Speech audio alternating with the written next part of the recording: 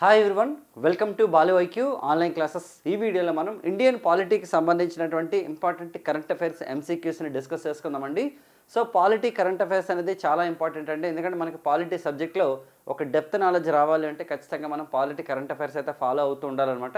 మరి ఈ వీడియోలో నేను ఈ మంత్లో జరిగినటువంటి ఇంపార్టెంట్ పాలిటీ కరెంట్ అఫైర్స్ అన్నీ ఇస్తాను. ఆల్రెడీ మనం ఒక 2-3 వీడియోస్ చేయడం జరిగింది ఈ నెలలోని. ఇది వన్ అనదర్ వీడియో అనమాట. మరి మీరు కనుక ఫస్ట్ టైం మన బాలు ఐక్యూ ఛానల్ని విజిట్ చేస్తుంటే ఛానల్ని సబ్స్క్రైబ్ చేసుకోండి, అలాగే వీడియోని లైక్ చేసి మీ ఫ్రెండ్స్తో షేర్ చేయండి. మరి మీరు కనుక నేను చెప్పినటువంటి complete Indian polity, Indian history, Indian economy classes కావాలి అని అనుకుంటే మన బాలు ఐక్యూ యాప్ని మీరు ఫాలో అవ్వండి.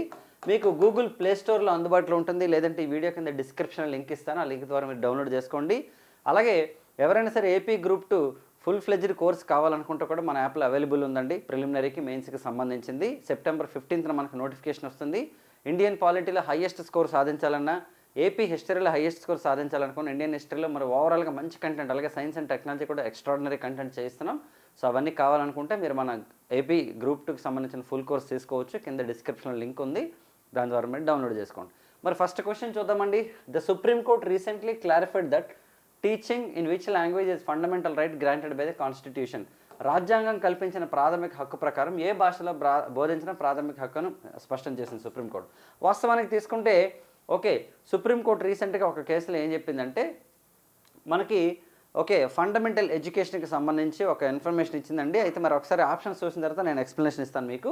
English, Hindi, mother tongue and Sanskrit అండి. మదర్ టంగ్ అండి అంటే మాతృభాషలో, అంటే మన యొక్క మదర్ టంగ్ ఏదైతే ఉందో అందులో మనం ఫండమెంటల్ ఎడ్యుకేషన్ పొందడం. ఫండమెంటల్ ఎడ్యుకేషన్ అంటే ఏంటి? 6 to 14 year చిల్డ్రన్కి కంపల్సరీ ఫండమెంటల్ ఎడ్యుకేషన్ ఉంది మనకి ఆర్టికల్ నెంబర్ 21A ప్రకారం. అది మనకి మన మాతృభాషలో పొందడం అనేది మన యొక్క ప్రాథమిక హక్కు అని చెప్పేసి అనమాట. రాజస్థాన్కి సంబంధించిన డిఎస్సి కేసులు, డిఎస్సి అంటే తెలుసు కదా మన డిస్ట్రిక్ట్ సెలక్షన్ కమిటీ, ఆ కేసులు అనమాట సుప్రీంకోర్టు అయితే మనకి జడ్జిమెంట్ అయితే ఇవ్వడం జరిగిందనమాట. సో మరి అబ్జర్వ్ చేసినట్లయితే భారతదేశంలో ఫండమెంటల్ ఎడ్యుకేషన్ అనే కాన్సెప్ట్ అనేది డిమాండ్ చేసిన మొట్టమొదటి వ్యక్తి ఎవరంటే మనకి గోపాలకృష్ణ గోఖలే గారు.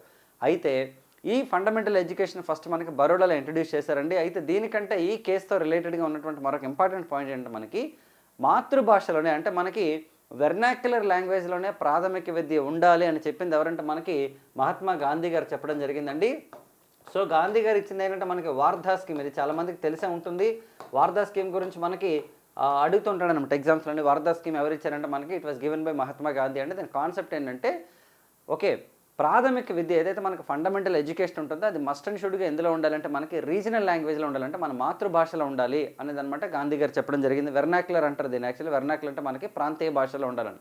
సో ఇప్పుడు సుప్రీంకోర్టు కూడా ఏం చెప్పిందంటే ఒక పర్సన్ తన యొక్క ప్రాథమిక విద్యని తన యొక్క మాతృభాషలో పొందడం కూడా ఒక ఫండమెంటల్ రైటే అని చెప్పింది అనమాట. ఎందుకు ఫండమెంటల్ రైట్ అవుతుంది అంటే, ఇప్పుడు ఎగ్జాంపుల్ మనం ఇంట్లో ఏదైతే లాంగ్వేజ్ మనం మాట్లాడుకుంటామో చిన్నప్పటి నుంచి పేరెంట్స్ మనకి ఏదైతే భాష మాట్లాడిస్తారో అది మనకు అండర్స్టాండ్ అవుతుంది మన చిన్నప్పుడు.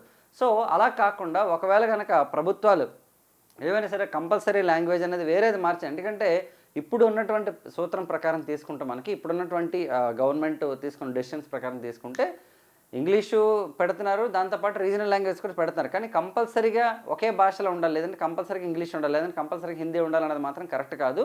వాళ్ళు ఏ భాషకి చెందిన వ్యక్తులు అయితే ఆ భాషలో విద్య పొందడం అనేది వాళ్ళకి ప్రాథమిక హక్కు అని చెప్పి సుప్రీంకోర్టు స్పష్టం చేసింది అనమాట ఇందులో. అయితే ఇక్కడ కాన్సెప్ట్ ఏంటంటే మనకి పిల్లలకి ఏదైతే అర్థమవుతుందో ఆ భాష నేర్చుకోవడం వల్ల వాళ్ళకి నాలెడ్జ్ అనేది ఎక్కువ వస్తుందని చెప్పేసి సుప్రీంకోర్టు చెప్పడం జరిగిందండి. చాలా చాలా ఇంపార్టెంట్.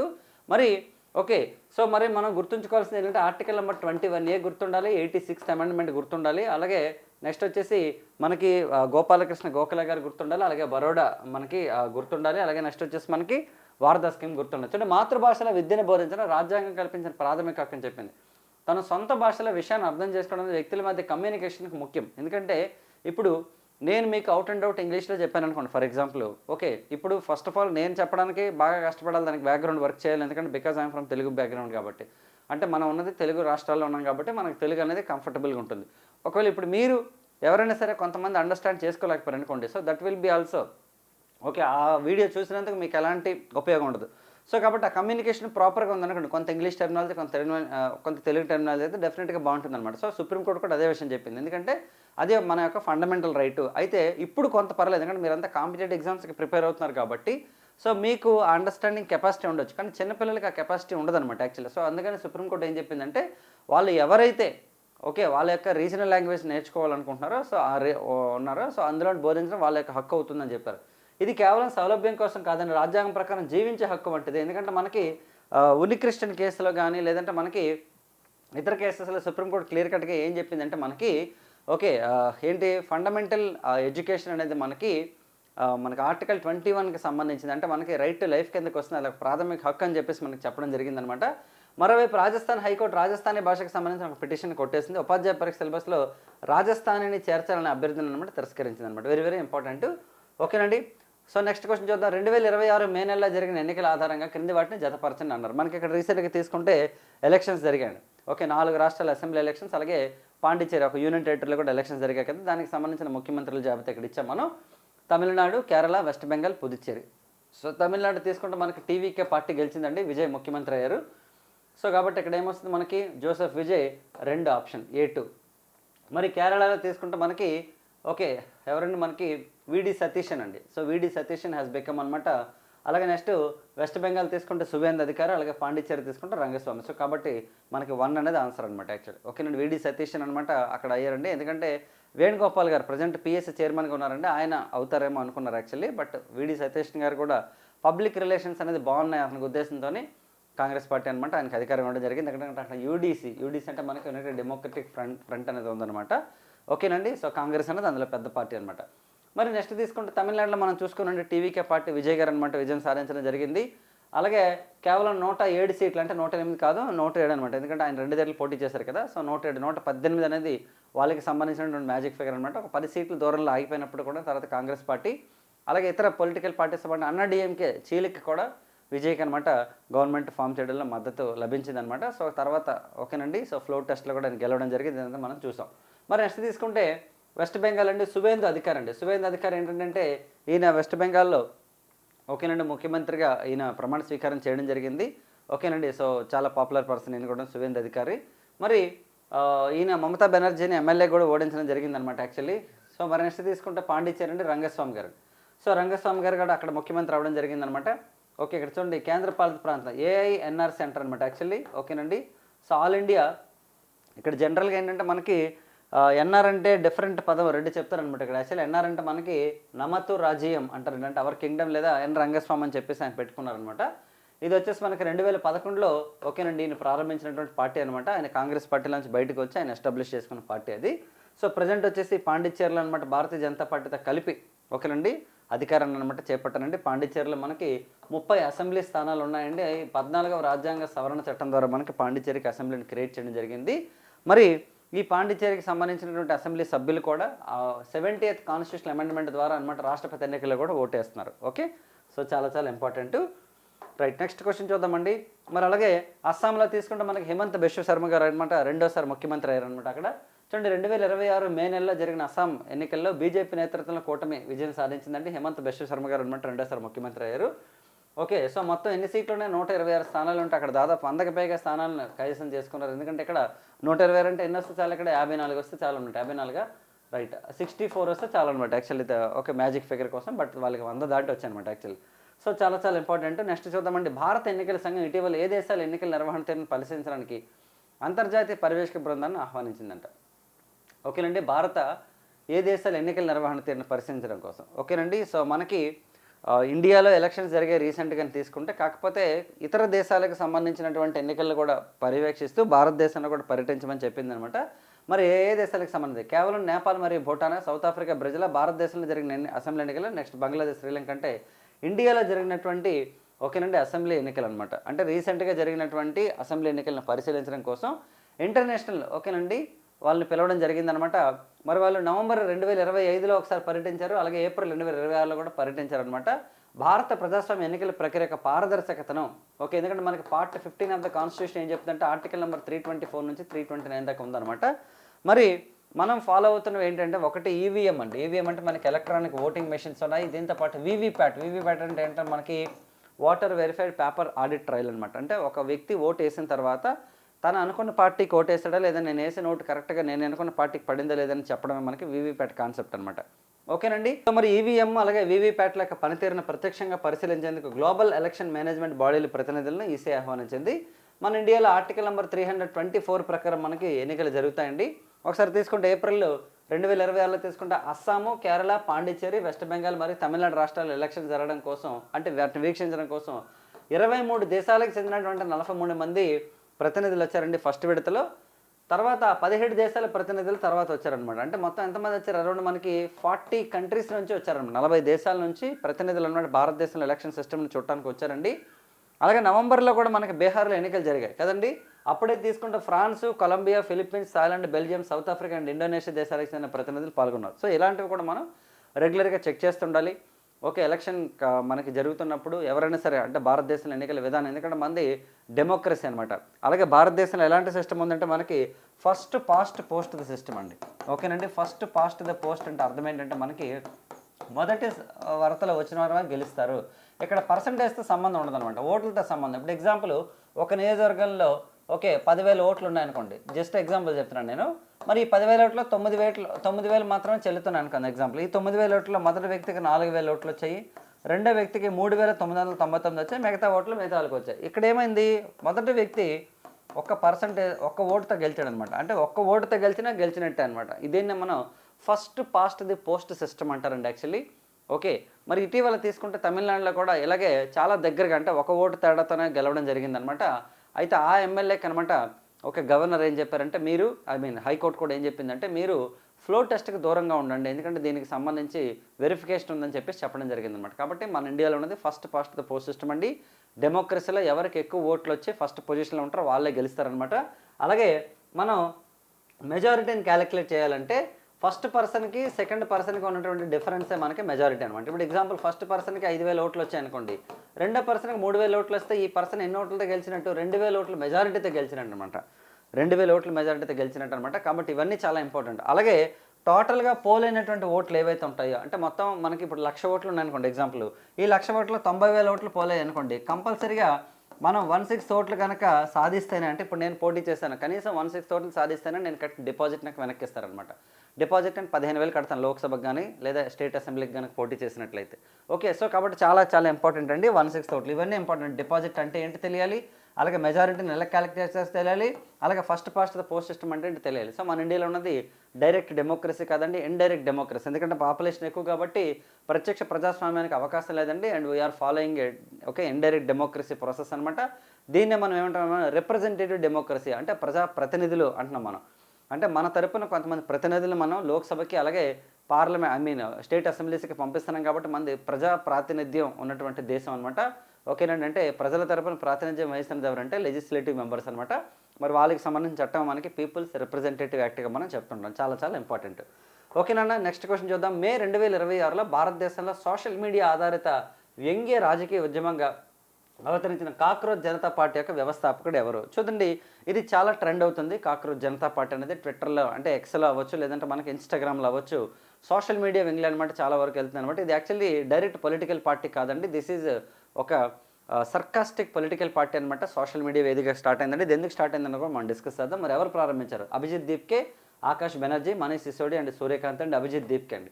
సో ఈ అభిజిత్ దీప్కే ఏంటండి అంటే ఇటీవల చీఫ్ జస్టిస్ ఆఫ్ ఇండియా అనమాట నీట్కి సంబంధించినటువంటి ఒక జడ్జిమెంట్ ఇస్తున్న నీట్ మనకు తెలిసిన కదా ఇటీవల పేపర్ లీక్ అయిందనమాట. సో దానికి సంబంధించినటువంటి డిస్కషన్ ఇస్తున్న సమయంలో ఏం చెప్పారంటే కొంతమంది ఎవరైతే ఒక యూత్ ఉన్నారో సో వాళ్ళు కాక్రోచ్లా ఉన్నారు, అలాగే పారాసైట్స్లా ఉన్నారు. కాక్రోచ్లు అంటే బొద్దింకలు అనమాట, పారాసైట్స్ అంటే పరాన్న జీవులు అంటే ఇతర మీద ఆధారపడే వాళ్ళు. సో వీళ్ళు ఏం చేస్తారంటే మనకి బయట ఉన్నటువంటి న్యూస్ని వాళ్ళకే సమాచార హక్కు చట్టానికి సంబంధించినటువంటి ప్రతినిధులుగా లేదంటే వాళ్ళే మీడియాగా వ్యవహరిస్తే ఏం చేస్తారంటే కాక్రోచ్ల వ్యవస్థ మీద పడుతున్నారని చెప్పేసి కామెంట్స్ చేయడం జరిగిందనమాట.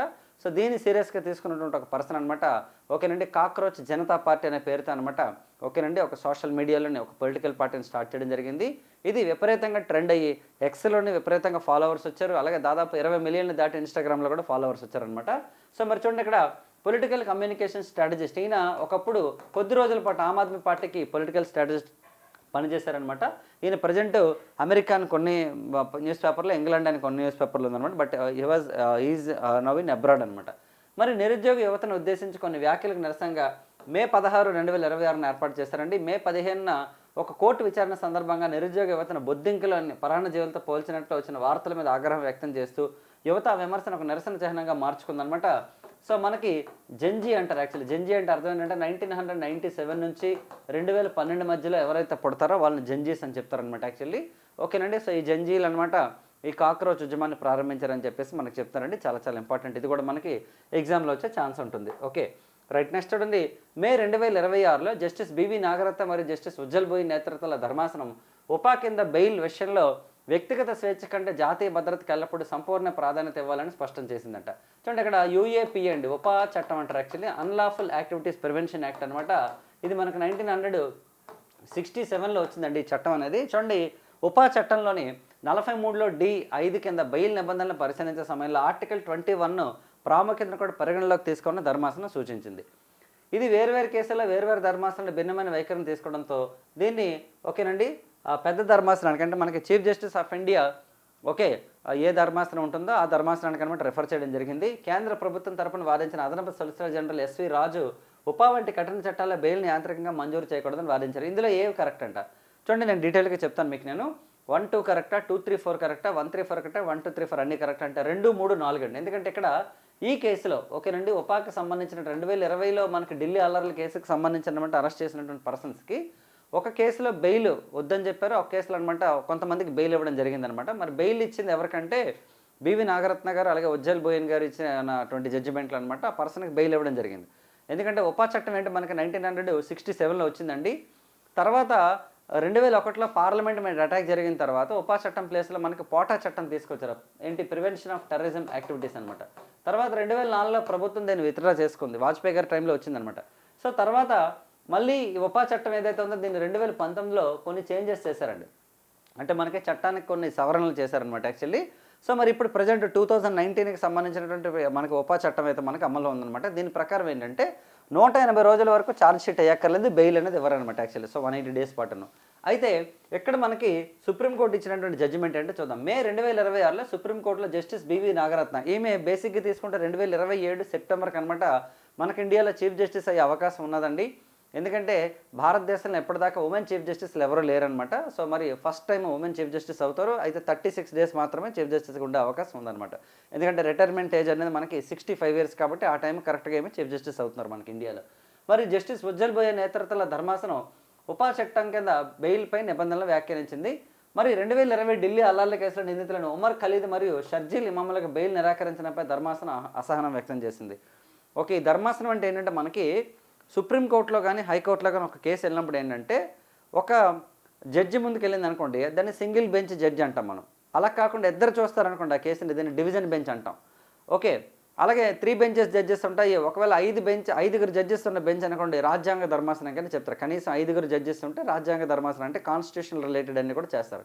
అయితే ఇక్కడ ఏంటంటే ఈ కేసులో డివిజన్ బెంచ్ అనమాట చెక్ చేసింది. డివిజన్ బెంచ్ ఏంటంటే ఖచ్చితంగా బెయిల్ ఇవ్వాలని చెప్పింది. ఎందుకంటే మనకి ఇక్కడ ఓకే బెయిల్ అనేది ఖచ్చితంగా వాళ్ళకి ఇవ్వాలి అని చెప్పారనమాట. ఇక్కడ చూడండి, వ్యక్తిగత స్వేచ్ఛకి జాతీయ భద్రత విషయంలో అంటే వ్యక్తిగత స్వేచ్ఛ ఏంటి, ఆర్టికల్ 21 ఏం చెప్తాను మనకి రైట్ టు లైఫ్ గురించి చెప్తుంది. అలాగే నేషనల్ సెక్యూరిటీ, ఈ రెండింటి మధ్య వచ్చినప్పుడు ఫస్ట్ వ్యక్తిగత స్వేచ్ఛ ఉంటేనే మిగతావన్నీ ఉంటాయి అన్నట్టు అనమాట సుప్రీంకోర్టు వ్యాఖ్యానించడం జరిగిందండి. ఉపా చట్టంలో సెక్షన్ 43D(5) ప్రకారం బెయిల్ నిబంధనలను పరిశీలిస్తూ ప్రాథమిక హక్కు అయినటువంటి ఆర్టికల్ 21కు ప్రాముఖ్యత ఇవ్వాలని చెప్పిందనమాట. అంటే ఇక్కడ ఇది మనకి సుప్రీంకోర్టు ల్యాండ్ మార్క్ జడ్జిమెంట్స్ మనం చదివేటప్పుడు కూడా ఇంపార్టెంట్ అవుతుంది అనమాట గ్యారంటీగాను. క్రింది ఏ కేసులో సుప్రీంకోర్టు జాతీయ భద్రత కంటే వ్యక్తిగత స్వేచ్ఛకి ఇంపార్టెన్స్ ఇవ్వాలని చెప్పిందంటే మనకి ఈ కేసు అని చెప్పొచ్చు మనం. ఓకేనా. మరి తర్వాత కోర్టులు బెన్నవేకి ఇదే కేసులో మరొక ధర్మాసనం అంటే ఎగ్జాక్ట్లీ ఇదే టైంలో అరవింద్ కుమార్ నేతృత్వంలో కొందరు నిందితులకు బెయిల్ మంజూరు చేయగా ఓకేనండి ఖలీద్ మరి ఇమాముకు మాత్రం ఇవ్వలేదన్నమాట. సో వీళ్ళకి బెయిల్ ఇవ్వలేదన్నమాట యాక్చువల్లీ. సో ఇక్కడ ఏంటంటే ఒక బెంచ్ బెయిల్ ఇచ్చింది, ఇంకొక బెంచ్ వచ్చేసి బెయిల్ ఇవ్వాల. సో కాబట్టి ఈ రెండు భిన్న వైఖరిగా ఉన్నాయి. ఒకే కేసులో 2 రకాల తీర్పులు వచ్చాయి, ఇద్దరు 2 రకాల ఒపీనియన్స్ చెప్పారనే ఉద్దేశంతో ఓకేనండి ఈ కేసుని ఏం చెప్పారంటే మనకి supreme court chief justice of India ఉన్నటువంటి ధర్మాసనానికి అనమాట బదిలీ చేయడం జరిగింది. సో మళ్ళీ ఈ కేసు మీద రివ్యూ జరుగుతుంది యాక్చువల్లీ. సార్ అలా రివ్యూ చేయొచ్చా అంటే according to the article number 137 of the constitution ఏంటండి అంటే సుప్రీంకోర్టు అనేది తన యొక్క జడ్జిమెంట్ని తనే రివ్యూ చేసుకోవచ్చు అండి 137 ప్రకారం తీసుకుంటే. ఎందుకంటే మనకి 1951లో శంకరీ ప్రసాద్ కేసులో తర్వాత సజ్జన్ సింగ్ కేసులో ఇచ్చినటువంటి జడ్జిమెంట్ని గోలక్నాథ్ కేసులో మనకి ఓకేనండి భిన్నంగా తీర్పు ఇవ్వడం జరిగింది. తర్వాత కేశవానంద భారతి కేసులో మళ్ళీ మరోలా తీర్పు ఇచ్చారు. ఎందుకంటే కేసు మనకి 1967లో గోలక్నాథ్ కేసులో ఏం చెప్పారు, ఫండమెంటల్ రైట్స్ అనేది ఓకే అమెండ్ చేసే అధికారం పార్లమెంట్కి లేదని చెప్పారు. కానీ 73లో ఏం చెప్పారంటే fundamental rights can be amended but do not change the basic structure అని చెప్పారు. కాబట్టి సుప్రీంకోర్టు అనేది తన యొక్క జడ్జిమెంట్ని రివ్యూ చేసుకునే అవకాశం ఉంటుందన్నమాట ఆర్టికల్ 137 ప్రకారం. సో నెక్స్ట్ ఏం వస్తుందో చూద్దాం మనం. చూడండి, ఈ వైరుధ్యాల వల్ల విషయాన్ని సుప్రీంకోర్టు సీజీఐ పర్యవేక్షణలో పెద్ద ధర్మాసనానికి రెఫర్ చేశారండి. ప్రభుత్వం ఏం చెప్పిందంటే కేంద్ర ప్రభుత్వం తరపున వాదించినటువంటి అదనర్ ఓకేనండి సొలిసిటర్ జనరల్ మనకి ఎవరండి అతను ఎస్వి రాజు గారు వచ్చేసి ఉపా వంటి కఠిన చట్టాల్లో, ఎందుకంటే ఇది చాలా పెద్ద యాక్ట్ ఇది, ఎందుకంటే ఇది నేషనల్ సెక్యూరిటీకి సంబంధించిన చట్టం అనమాట. సో మరి బెయిల్ను మెకానికల్గా ఇవ్వకూడదు, అంటే ఏదో వాళ్ళకి ఫ్రీడమ్ అనేది కావాలనే ఉద్దేశంతో మెకానికల్గా ఇవ్వకూడదు. దీనికి సంబంధించి ఒకవేళ వాళ్ళు కనుక బయటికి వెళ్తే సాక్షుల్ని ప్రభావితం చేయడం కానీ ఇంకేదైనా సరే వైలెన్స్కి వెళ్ళే అవకాశం ఉంది కాబట్టి అని చెప్పేసి ఆయన వాదించారనమాట. కానీ కోర్టు ఏం చెప్పిందంటే 180 డేస్ వరకు ఛార్జ్ షీట్ వేయకూడదు, అలాగే 180 డేస్ తర్వాత ఓకేనండి దీనికి సంబంధించినటువంటి ఇది స్టార్ట్ అవుతుంది కాబట్టి కేసుకి సంబంధించినటువంటి ప్రాసిక్యూషన్ ప్రారంభమవుతుంది కాబట్టి సో లాంగ్ టర్మ్గా బెయిల్ అనేది ఇవ్వకుండా ఉండడం కూడా వాళ్ళ యొక్క ఆర్టికల్ 21కి వ్యతిరేకం ఉంటుంది. ఎందుకంటే ఇలాంటి కేసుల్లో దాదాపు 100 కేసులు వస్తే 30 కేసులు మాత్రమే వాళ్ళ యొక్క శిక్ష పడుతుంది, ప్రూవ్ చేయగలుగుతారు, మిగతా 70% అవ్వట్లేదు. కాబట్టి మరి ఒకవేళ నిందితులు కనుక వాళ్ళు కనుక విక్టిమ్స్ వాళ్ళు కనుక కల్ప్రిట్స్ కనుక కాకపోయినట్లయితే డెఫినెట్గా వాళ్ళ యొక్క ఫండమెంటల్ రైట్స్కి విరుద్ధంగా ఉంటుంది. కాబట్టి వీళ్ళని తొందరగా బెయిల్ ఇవ్వాలని చెప్పేసి చెప్పడం జరిగిందనమాట. బివి నాగరత్న నేతృత్వంలో బెంచ్ వ్యక్తిగత స్వేచ్ఛకు మరియు చట్టపరమైన విచారణల జాప్యానికి మధ్య సమతుల్యత ఉండాలి. రెండింటికి కూడా సమతుల్యత ఉండాలని చెప్పిందనమాట. స్వేచ్ఛ ఇంపార్టెంట్, అలాగే స్పీడ్గా దీన్ని విచారించడం కూడా ఇంపార్టెంట్ అని చెప్పడం జరిగింది. జైలుకి వెళ్ళడం నిబంధన, బెయిల్ రావడం మినహాయింపు అనే ధోరణి ఉండకూడదు. ఎందుకంటే ఉపా చట్టంలో ఇది ఉంది యాక్చువల్లీ మనకి జైలుకి వెళ్ళడం అనేది నిబంధన, బెయిల్ అనేది ఏంటంటే ఎగ్జామ్షన్ అని చెప్పేసి ఉందన్నమాట యాక్చువల్లీ. సో ఇలాంటి ధోరణి ఎప్పుడు ఉండకూడదు, ముఖ్యంగా విచారణ ఆలస్యమైనప్పుడు ఉండకూడదు. వేగంగా జరిగితే ఉండొచ్చు, కానీ ముఖ్యంగా విచారణ ఆలస్యమైనప్పుడు ఈ రూల్ అనేది వర్తించదని చెప్పేసి చెప్పడం జరిగింది. ఉపా చట్టంలో ఈ రూల్ ఉంటుందన్నమాట యాక్చువల్లీ. సో చాలా ఇంపార్టెంట్ ఈ కేసు కూడా. చూడండి, ఇక్కడ ప్రాసిక్యూషన్ డిటెన్షన్ రూల్స్ చూడండి. ఎక్స్టెండెడ్ ఛార్జ్ షీట్ పీరియడ్ అండి. Investigating agencies have up to 180 days అండి. Extendable up to court intimation to file a charge sheet అనమాట, which is significantly longer than the standard criminal laws. అంటే comparatively మిగతా చట్టాలతో compare చేసినట్లయితే ఉపా చట్టంలో కొంత exemption ఉంటుందన్నమాట. కొంచెం అంత తొందరగా ఛార్జ్ షీట్ ఫైల్ చేయగలదు, ఆధారాలను సేకరించినంత వరకు ఉండొచ్చు. మరి stringent bail condition, jail is the rule, bail is the exception. Bail can be denied if the court believes that accused as a prima facie. Prima face అంటే అర్థం ఏంటంటే ఆ కేసుతో ప్రత్యక్షమైన సంబంధం ఉంది అని అనుకుంటే ఖచ్చితంగా బెయిల్ని డినై చేయొచ్చు, అంటే తిరస్కరించవచ్చు అని చెప్పేసి కూడా ఇక్కడ చెప్పడం జరిగిందనమాట. అలాగే NIA investigation, national investigation agency అనేది holds the power to investigate and prosecute UAPA cases country. భారతదేశంలో ఈ ఉపా చట్టానికి సంబంధించినటువంటి కేసెస్ని ఎవరండి చెక్ చేస్తారంటే ఎన్ఐఏ వాళ్ళు చేస్తారు, నేషనల్ ఇన్వెస్టిగేషన్ ఏజెన్సీ అనమాట. మరి నేషనల్ ఇన్వెస్టిగేషన్ ఏజెన్సీ అనేది ఎప్పుడు ఏర్పాటైంది మీకు తెలిస్తే కింద కామెంట్ బాక్స్లో పెట్టండి. అది ఏర్పాటు అవ్వగల కారణం ఏంటో కూడా మీరు కింద చెప్పండి. ఓకేనా? రైట్, నెక్స్ట్ కొంచెం చూద్దామండి. క్రింది ప్రకటనలను పరిశీలించండి. సుప్రీంకోర్టు న్యాయమూర్తుల సంఖ్యపై ఆర్డినెన్స్ ఇచ్చారనమాట రీసెంట్గాను. మే 2026లో భారత రాష్ట్రపతి ద్రౌపది ముర్ము సుప్రీంకోర్టు న్యాయమూర్తుల ఆమోదిత సంఖ్యను పెంచేందుకు ఆర్డినెన్స్ జారీ చేశారు. ఈ ఆర్డినెన్స్ ద్వారా సుప్రీంకోర్టులో చీఫ్ జస్టిస్తో పాటు చీఫ్ జస్టిస్ మినహాయించి 33 నుంచి 37కి పెంచారంట. ఆర్డినెన్స్ అమల్లోకి వచ్చాక సుప్రీంకోర్టు ఆమోదిత బలం 38కి చేరింది, ఇది ఇంక్లూడింగ్ చీఫ్ జస్టిస్. ఈ ఆర్డినెన్స్ ఆర్టికల్ 123 ప్రకారం పార్లమెంట్ సమావేశాల్లో ఉండగా జారీ చేశారంట. సో ఇది మనకు తీసుకుంటే పార్లమెంట్ సమావేశాలు ఉన్నప్పుడు అసలు ఆర్డినెన్స్ జారీ చేయరు కదా, కాబట్టి ఆన్సర్ వచ్చేసి మనకి 1, 2, 3 అండి. సో వాస్తవానికి తీసుకుంటే 1956లో ఒక చట్టం ఉందండి, సుప్రీంకోర్టులో జడ్జెస్కి సంబంధించినటువంటి చట్టం అనమాట. అది యాక్చువల్లీ మనకి సుప్రీంకోర్టు జడ్జెస్ యాక్ట్ అది యాక్చువల్లీ మనకి. సో ఏదైతే మనకి 7గురితో ప్రారంభమైంది భారతదేశంలోని సుప్రీంకోర్టు అనేది, అంటే 7 జడ్జెస్, ఒక చీఫ్ జస్టిస్ ఆఫ్ ఇండియాతో స్టార్ట్ అయింది. హీరాలాల్ జకానే గారు first chief justice of India అనమాట. అక్కడ నుంచి తీసుకుంటే మనకి దాదాపు ఇప్పటి వరకు మొన్నటి వరకు 33 మంది ఉన్నారండి. ఇప్పుడు ప్రజెంట్ 37 అయ్యారు, చీఫ్ జస్టిస్తో కలిపి 38 మంది. మరి సుప్రీంకోర్టులో జడ్జెస్ యొక్క సంఖ్యను నిర్ణయించేది ఎవరంటే పార్లమెంట్ డిసైడ్ చేస్తుంది అనమాట యాక్చువల్లీ. మరి పార్లమెంట్ డిసైడ్ చేస్తే ఎందుకంటే ఆర్డినెన్స్ ఇచ్చారంటే పార్లమెంట్ సమావేశాల్లో లేనప్పుడు పాస్ చేసేదాన్ని ఆర్డినెన్స్ అంటారు. ఎందుకంటే ఆర్టికల్ 123 ఆఫ్ ద కాన్స్టిట్యూషన్ ప్రకారం ప్రెసిడెంట్ ఆఫ్ ఇండియాకి ఆర్డినెన్స్ అధికారం ఉంటుంది, రాష్ట్రాల్లో అయితే గవర్నర్కి ఆర్డినెన్స్ అధికారం ఉంటుంది 213 ప్రకారం అనమాట.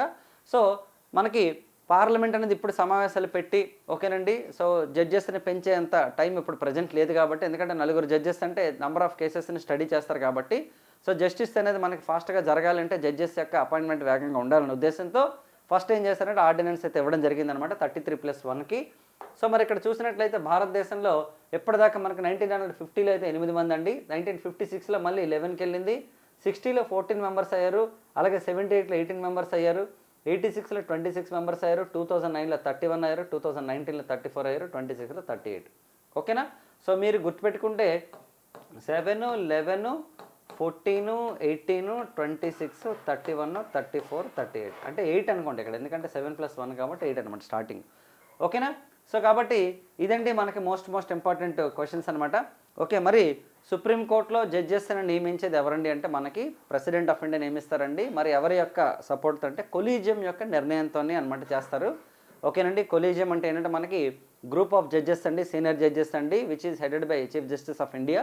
సో మరి కొలీజియం యొక్క పవర్స్ని తగ్గించి, ఓకే, సో మరి భారతదేశంలో కొలీజియం బదులుగా అనమాట మనకి ఒక చట్టాన్ని తీసుకొచ్చిందండి. మనకి పార్లమెంట్ అయితే 2015లో మనకు ఒక చట్టం తీసుకొచ్చింది అనమాట. అదేంటంటే మనకి ఓకే, భారతదేశంలో మనకి జ్యుడిషియరీ అపాయింట్మెంట్ కమిషన్ అనమాట. ఇది యాక్చువల్లీ దీన్ని మనం ఎన్జేఎస్ అంటాం, నేషనల్ అపాయింట్మెంట్ జ్యుడిషియరీ కమిషన్ అనమాట. మరి 99th కాన్స్టిట్యూషన్ అమెండ్మెంట్ తీసుకొచ్చిన తర్వాత సుప్రీంకోర్టు కొట్టేసింది అనమాట. ప్రజెంట్ మన కొలీజియం ఇండియాలో ఉందండి. మరి ఈ కొలీజియం అనేది డైరెక్ట్ ప్రిన్సిపల్స్ ఆఫ్ స్టేట్ పాలసీలో ఏ ఆర్టికల్ అనేది చెప్తుంది. సింపుల్గా నేను మీకు ఆర్టికల్ యొక్క డెఫినేషన్ కూడా చెప్పేస్తాను. కార్యనిర్వాహక శాఖ నుంచి న్యాయశాఖను వేరు చేయడం అనమాట. అంటే separate the okay judiciary system from the executive body అనేది ఏ ఆర్టికల్లో ఉంది అనేది మీరు నాకు కింద కామెంట్ బాక్స్లో చెప్పండి. నేను మీకు ఈ వీడియోలో 2 క్వశ్చన్స్ అడిగానండి. ఒకటి నేషనల్ టెస్టింగ్ ఏజెన్సీ అనేది ఎప్పుడు స్టార్ట్ అయింది, అలాగే నెక్స్ట్ వచ్చేసి మనకి national investigation agency national investigation agency అనేది మనకి ఎప్పుడు స్టార్ట్ అయింది, ఏ కారణం ద్వారా వచ్చింది నేషనల్ ఇన్వెస్టిగేషన్ ఏజెన్సీ. అలాగే ఇప్పుడు అడిగింది ఏంటంటే మనకి ఏదైతే మనకి article number direct principles of state పాలసీలో న్యాయశాఖని కార్యనిర్వాహక శాఖ నుంచి వేరు చేయడానికి సంబంధించిన ఆర్టికల్ ఏది కింద కామెంట్ బాక్స్లో చెప్పండి. నా ఎక్స్ప్లెనేషన్ నచ్చినట్టయితే వీడియోని లైక్ చేయండి, అలాగే మీ ఫ్రెండ్స్తో షేర్ చేసుకోండి. వాల్యూఐకి యాప్ని మీరు డౌన్లోడ్ చేసుకుంటే డెఫినెట్గా చాలా క్వాలిటీగా క్రిస్టల్ క్లియర్గా మీకు చాలా సింపుల్గా ఎక్స్ప్లెయిన్ చేస్తాను ఎలాంటి కాన్సెప్ట్ అయినా. నెక్స్ట్ వీడియోలో మళ్ళీ కలుద్దాం. Thank you so much and wish you all the best.